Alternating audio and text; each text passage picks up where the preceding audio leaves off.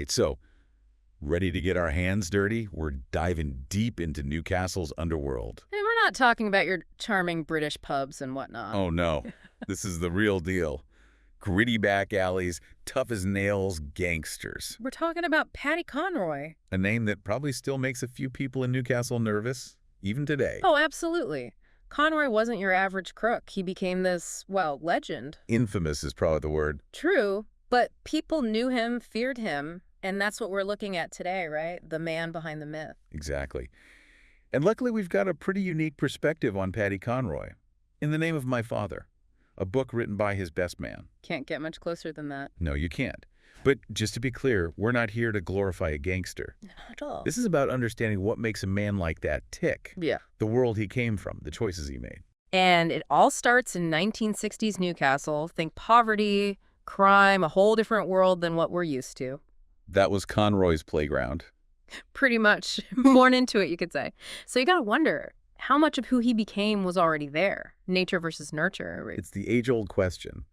But Conroy's story really puts it in your face, doesn't it? Absolutely. Even as a kid, Conroy had this shrewdness about him. Like, he saw the angles, even then. Started with petty stuff, of course. But it escalated fast. Ambition burning a hole in his pocket. Something like that. He wasn't content to just play the game. He wanted to run it. And he played for keeps, didn't he?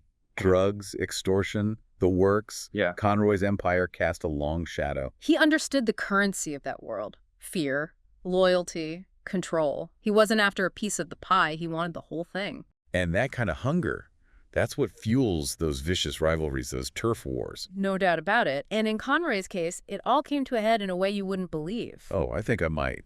It involves a grave, doesn't it? His father's grave, desecrated. And that's when things went from bad to, well, a whole lot worse. Okay, yeah. I mean, we're talking about something that hits at the core of who you are. It's about family. It's about respect. And in Conroy's world, those things are everything. They're sacred. The book describes it as a turning point. Conroy swore an oath on his father's memory. To find whoever was responsible. To make them pay. This wasn't just tough talk, you know. This was serious business. Life and death. This act, as awful as it was, it ignited something in Conroy. It wasn't just about the streets anymore, was it? No. It became a mission, fueled by grief, rage, this need for vengeance. And that's where things take a dark turn. You're talking about Billy Collier now. Right. The early 90s. Yeah. Honestly, some of the details in the book, it's rough. The kidnapping, the torture, it's hard to even imagine. Hard to even talk about. And that was the point. To send a message. To make sure everyone knew what happened to anyone who crossed Paddy Conroy. God. It's brutal. But that was Conroy's world. Power, consequences, control. And for a while, he seemed untouchable. Until he pulled off the most audacious stunt of his career. I mean, escaping from a prison van going 70 miles an hour, that's movie stuff. It really is. You got handed to him, the man had a flair for the dramatic. No kidding. Picture it. The van's flying down the motorway and suddenly slam on the brakes. His accomplice.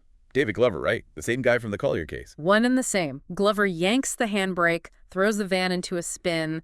Guards are crashing around, total chaos. And that's his chance. Exactly. Punches a guard, jumps into a waiting car, and they're gone. Just like that. What about Conroy? Where is he in all this? Oh, he just strolls away from the wreckage. Witnesses said he didn't even break a sweat. Ice in his veins. Yeah. I mean, you got to admire the sheer balls on the guy. He was always playing a different game, wasn't he? But escaping's one thing. Where do you even go after that? Spain. He vanished into thin air on the Costa del Sol. Can you imagine that? Paddy Conroy, soaking up the sun, sipping cocktails. It's almost funny when you think about it. This man who craved control, who lived for the danger, finds peace and quiet on a beach somewhere. It's a side of him you wouldn't expect, right? But even gangsters need a break sometimes. Of course, it couldn't last forever. The party always ends eventually. What happened? Interpol caught up with him at the Malaga airport. 5 months on the run, and that's where it ended. Back to square one. From the streets he came, and to the streets he returned. It's like something out of a Greek tragedy. It really is. Conroy stood trial for everything. The Collier case, the whole lot. And just like that, his reign was over. Newcastle could finally breathe again. Makes you think, doesn't it? This life built on power, on fear, on violence. What's left when it all comes crashing down? That's the question In the Name of My Father really makes you grapple with. It's a cautionary tale for sure, about ambition, about the price of power, about the choices we make. Because sometimes the fall is even longer than the climb. Well, folks, there you have it. Another deep dive, another fascinating and slightly terrifying story. Until next time, keep it real and stay curious.